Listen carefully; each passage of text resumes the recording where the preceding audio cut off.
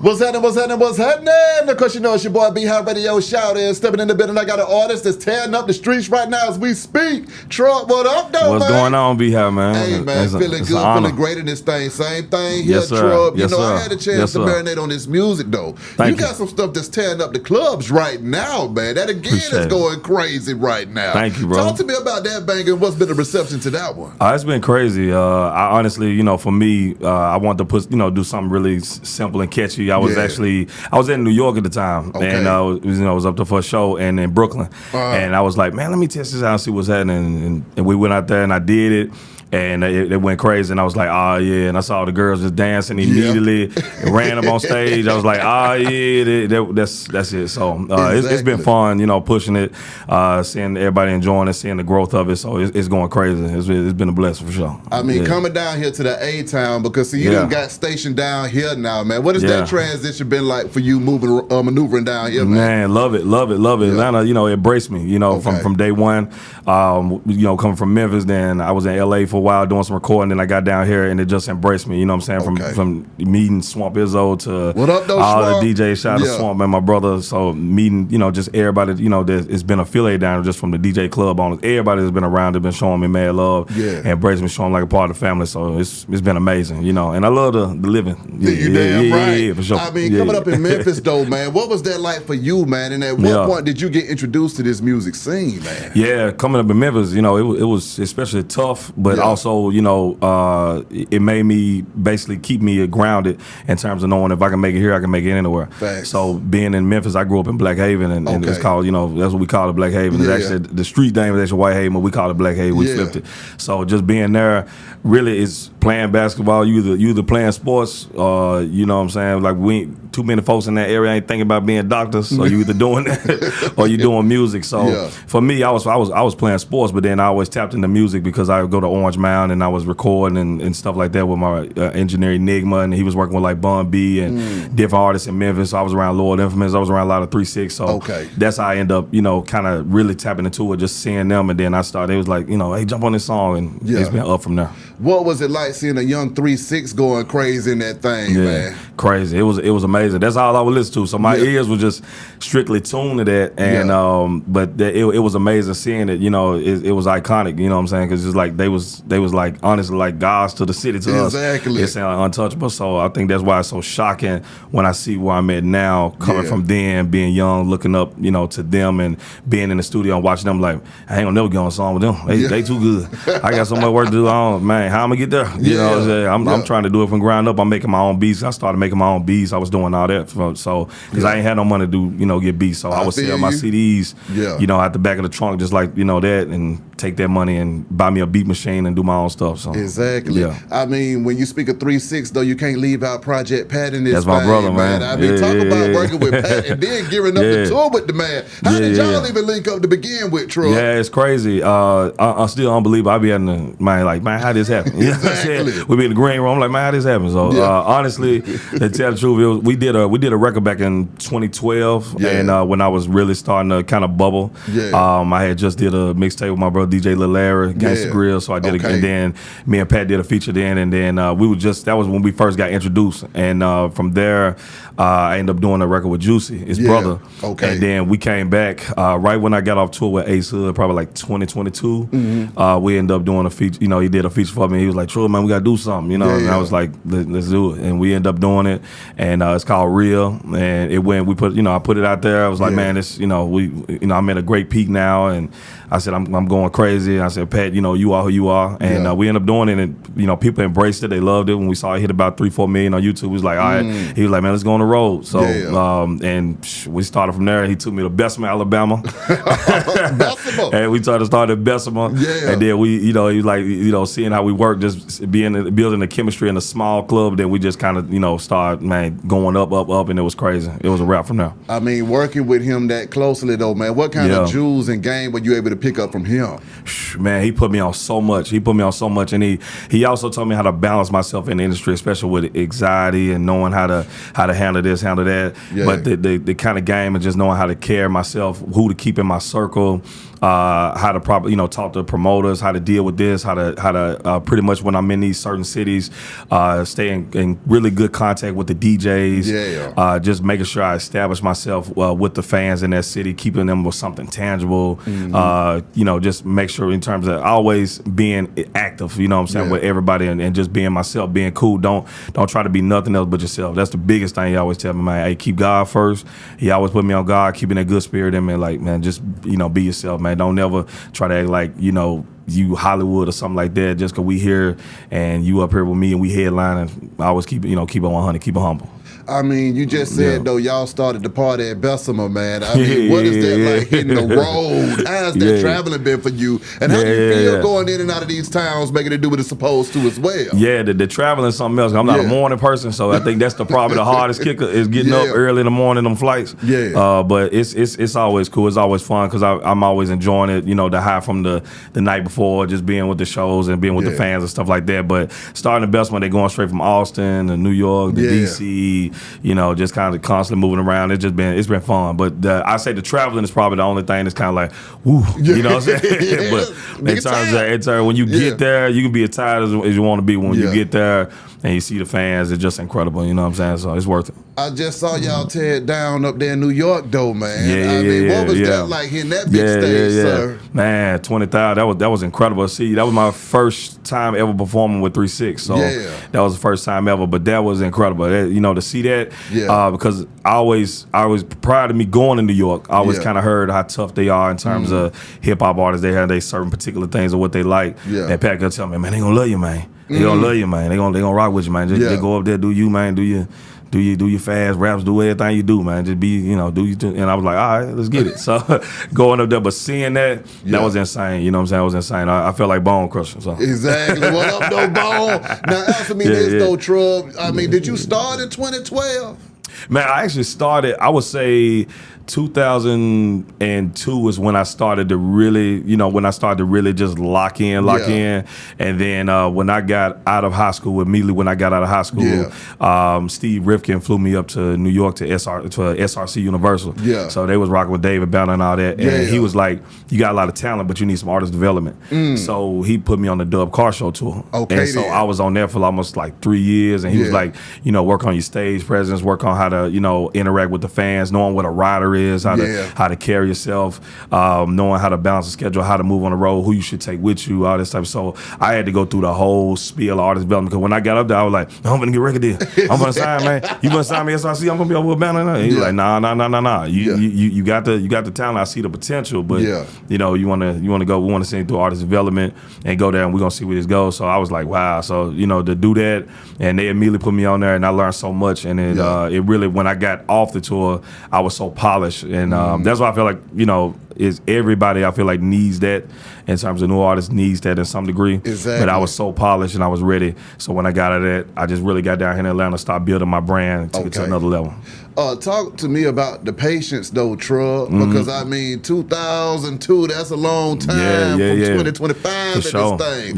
So the grind, the struggle, were there any times between then and now that you were like, you know what, maybe I need to do something else in this thing? How did you manage to stay down? Yeah, honestly, it was really my circle, and I had so much faith in myself. And at that time, I had, just people around me that wasn't yes man, but also really supportive because they just believed in me. But really, I stayed true to the work, and I really realized in that time period of that whole grind that I really love music. You know, I was like, man, I ain't just doing this for the money. I ain't doing this for the fame. I really love this. It's in my heart. So I knew during that whole process that I was like, I don't care how long it takes. I know where I'm gonna go. I know where I'm gonna take this thing.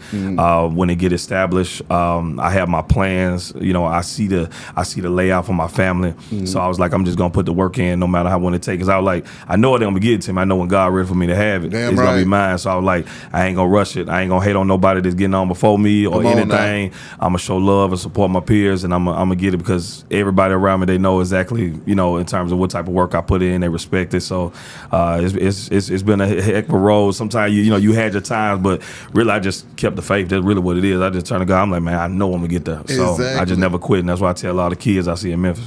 Now, when it comes to the music, what is it that you love the most about it, though, man, that keeps you grounded in it? Yeah, honestly, I love the process of hearing a great record come to life, and seeing somebody, you know, really enjoy it and make their day or make their moment, to see that smile, you can't buy that, because it's you know, it's a spirit, it's in your heart, it's the way it make them feel. So it's like, to see that, you can't put a price tag on that. And I just love the process of the creativity, just to see something, to have an idea and to actually see it come to life and know I did that, you know. It's just nothing for that, because you can't take nothing with you. So I'm like, man, that's the one thing that I can have a legacy and get to hear that, and that's like part of the legacy, getting to hear that. So yeah, that's the biggest thing. When it comes to your music though, Trub, what is it that you want the fans to take away from it, man? When they jamming and riding to that Trub, what is the messages that you're putting in there for them to receive and, you know, enjoy? Yeah, definitely is to be true to yourself, have fun, you know,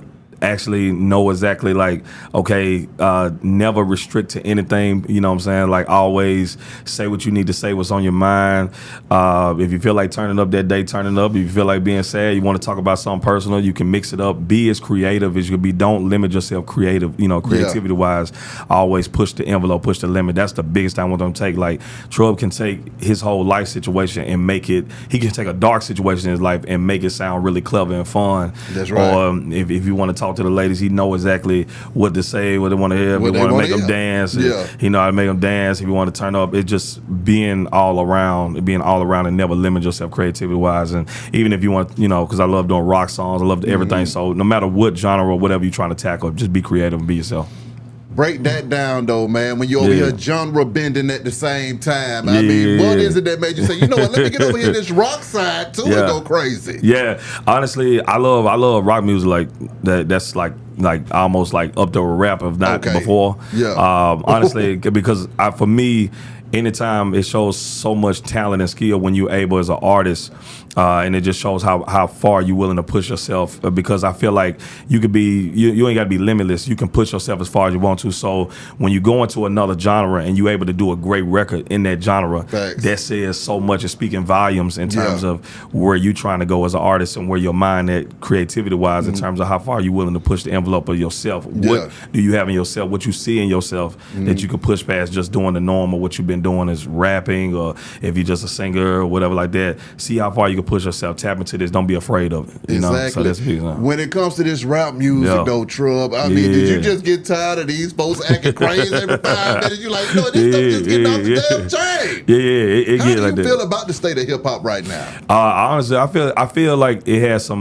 lot of good points, a lot of great points. Then I feel like it still has some points of growth, where I feel like a lot of folks got to still, you know, a lot of the youth coming up needs to look at, kind of tap in more into the legends or the folks that's really doing it in terms of their art, the structure of albums, the choices of singles, the way they brand themselves. So I still feel like that needs to still advance up. But as far as everything, I feel like hip hop is in a great state. Only really, and the biggest thing is because when you see the history of how great artists have built that foundation, where it's coming up and seeing it being the top genre. Because right now I feel like it's the top genre, you know, in terms of actually moving the marketplace. We talk about in retail.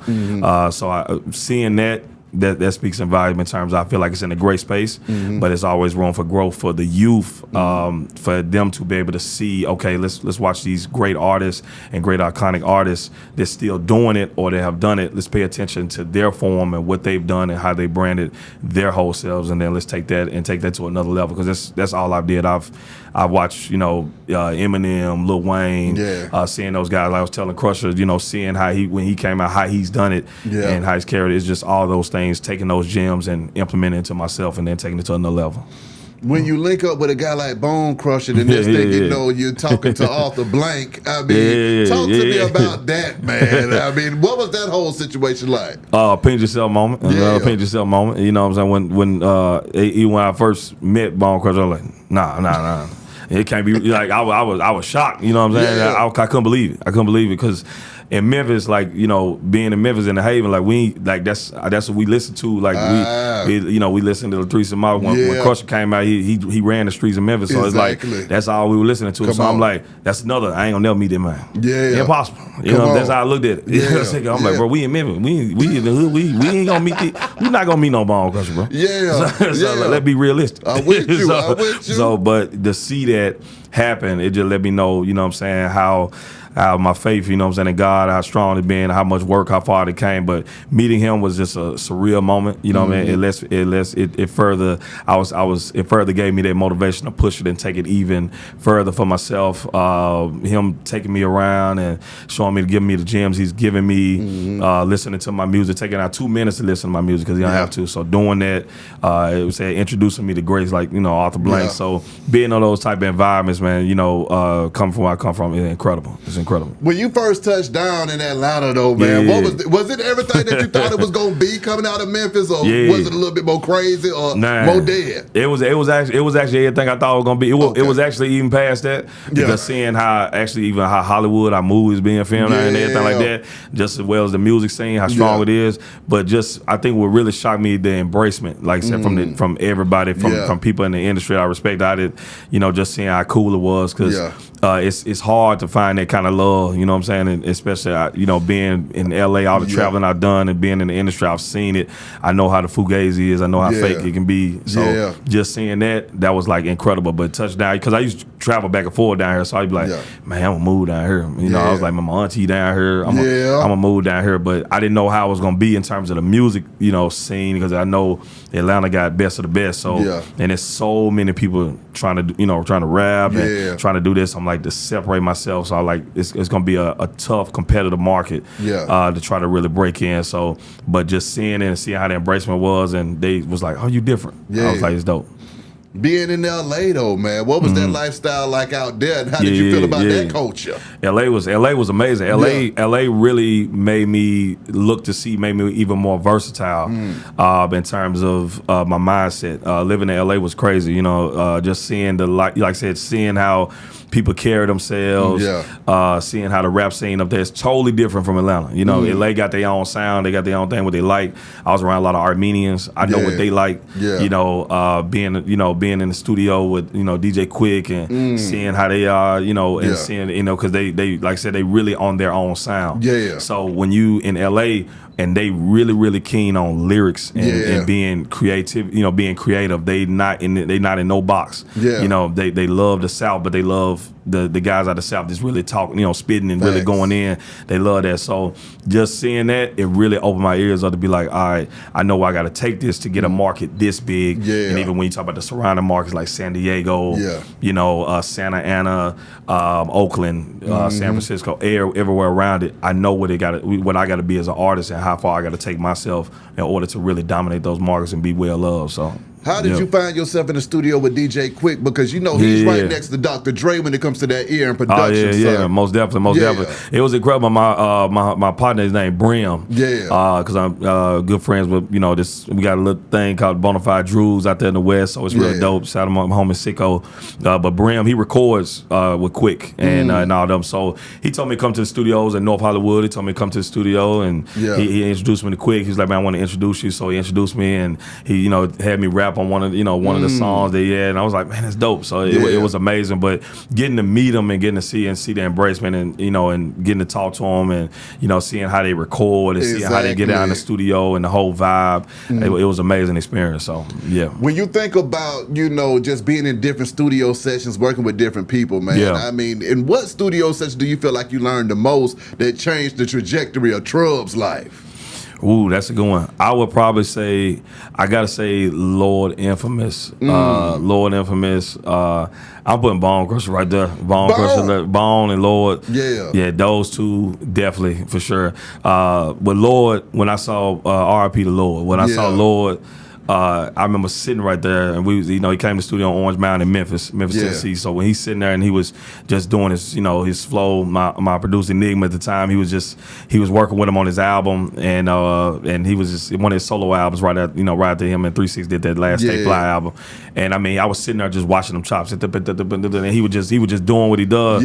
And I was like, man. And for me, I was still learning the process of rapping at that speed. So getting to see that, I was like just studying. And it taught me so much because I got to see it in live time and watch him sit on the couch, and he was just playing different beats and watching him do it. And I was like, okay. I see what tempo, I see what time are you doing it. I see how you picking up. So it made me go back to the pen and the pad and just really start working on that type of timing and working on those things. So seeing that was incredible. And then Bone Crusher, just seeing his mindset in terms of what he hearing, big sounding records, different things. So that opened my ear up even past what I see in terms of what I'm already working on. So I was like, yeah, that's great. And then just how great he is. So. Exactly. When we talk about 3-6 though, man, we lost Lord, we lost Boo and Coops the Nickel, man. I mean, how did that impact you being from Memphis and seeing all of them pass so early, man? Man, it's crazy. It's crazy. It's sad. I was like, man, knowing the legacy they left and what they've done.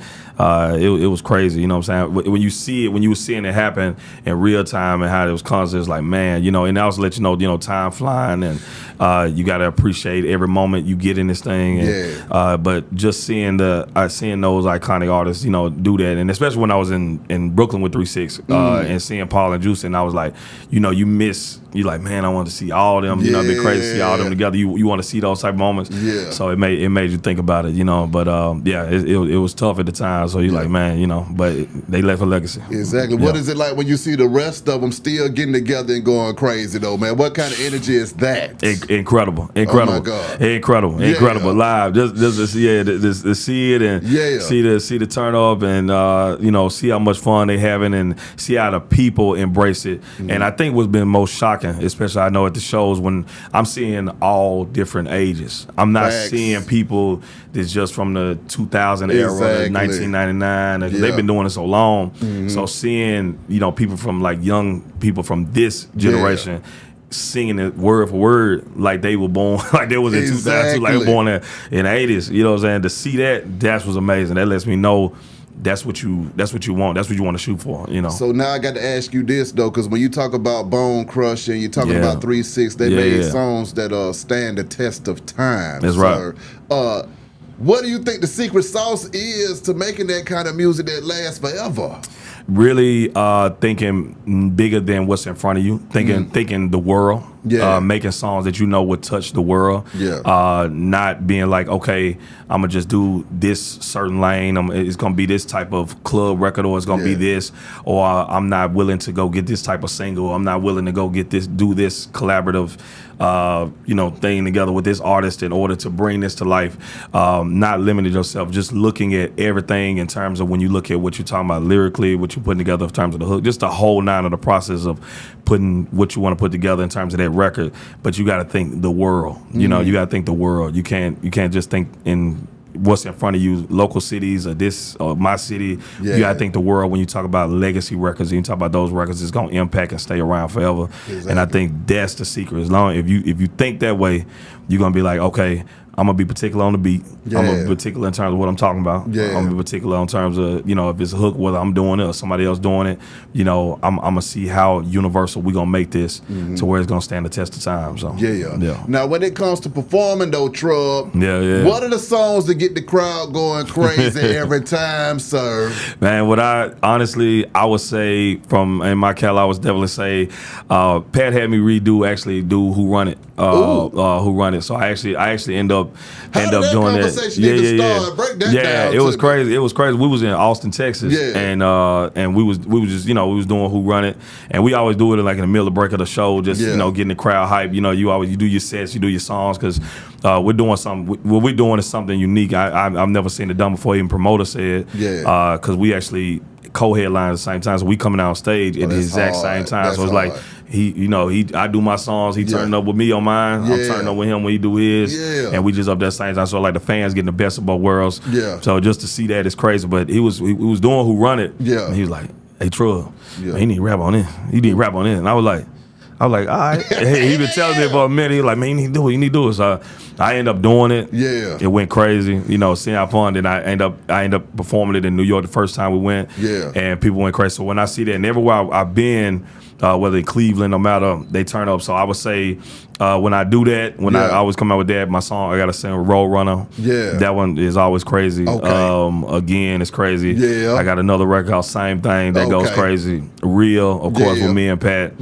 Insane. So that goes crazy. And I got another one that I started sampling with called Today Is the Day of my new project coming out. So just to see that reaction. But I would probably say the most insane reaction I see is Roadrunner.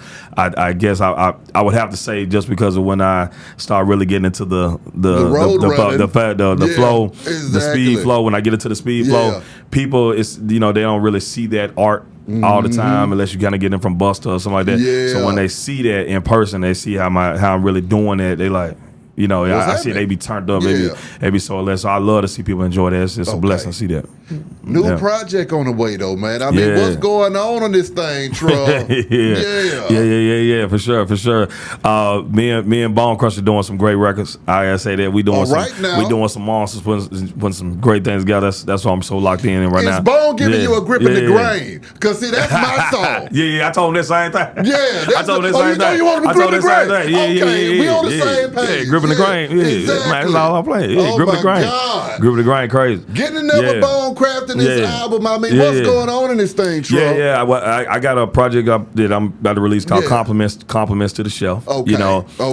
Which is crazy how it's a body of work that I've been putting together from all my singles I've been putting together for the past year and a half. Some I've been on the road and I haven't given to the fans yet, so I'm excited to give that. And then me and Bone Crusher, we got hot single after single that we're doing is just insane. So, but seeing that process and seeing him lead the way and having me, hey Trub, I can, I see your direction. I see how to take you past what you see in yourself. Because Bone Crusher see where you at, but he see where to take you past where he see something that you don't even see yet. Come on now. You know what I mean? That just being the legend that he is. Exactly. So when you hear that and you feel it spiritually, you just follow that lead, and then always it just turns out great every time. So exactly. Around what time is this project dropping though, sir? I say around April. Okay. We're gonna be looking for that thing. We're gonna be looking for it. For sure. Lastly, Trub, what is it that you want to leave with your fans, and how can folks contact you if they need to holler at you, man? You can contact me really everywhere, on my social media, everywhere, but really go to my website, Trub Chef. That's www.trubchef.com. That's one word, TRUBCHEF.com.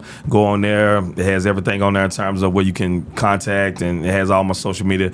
That's my home base. So I want to make it easy for people to find me. I never separate names. So I keep everything, within Trub Chef. And then when the title from that Trub Chef is because I'm Trub, aka the Big Chef. That's right. That's why I call myself Big Chef. Cooking up good music. Exactly. So we attach them together. So to keep it fun for people, and people really enjoy it and love it. So they go to my website, trubchef.com, and you can go on there and you can be able to, if you want to contact it, it has directly go to the page where booking and contact and send it. It's go directly to us. So it ain't going to no third party, nothing like that. Don't think you finna get lost in the sauce because you ain't. You're gonna come right to us. Exactly. And then you could also get the social media from there too, because all my social media is at Trub Chef. Okay, so you can find that, and so it's fun, man. Turn up with me. Here for it, Trub. Appreciate you coming through this thing. Thank you, man. With the legend, man. It's an honor, man. I'm glad to be here, man. It's a blessing, bro. Wish you nothing but the best and much success. Thank you, brother. Thank you, brother. B-Hot Radio, shout at Trub. Yes, sir. I'll let y'all in a minute, man. Hey, we gone. We out.